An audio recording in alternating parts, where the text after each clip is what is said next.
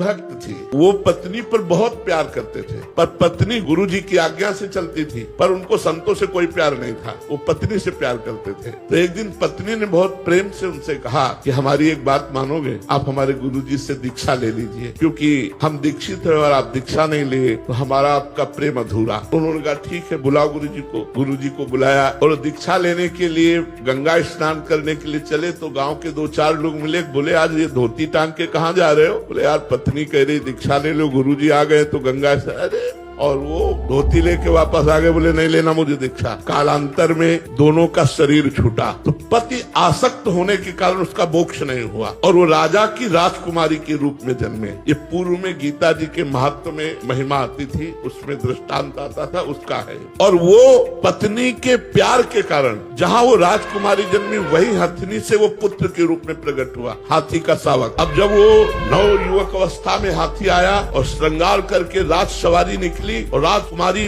सिंहासन पर आरूढ़, तो जे भी उसने देखा तो पूरी स्मृति जागृत हो गई कि ये तो मेरी पत्नी।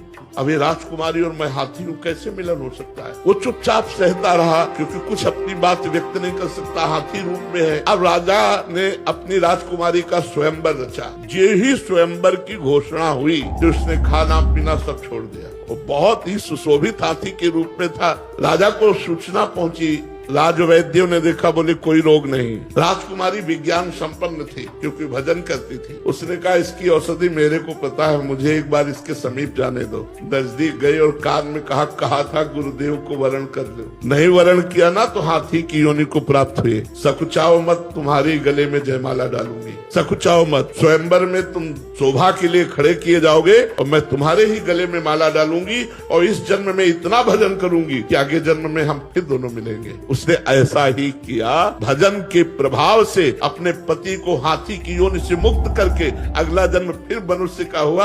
ये तप और भजन से, भगवान के वरदान से संभव है, ना कि अपने प्रारब्ध से।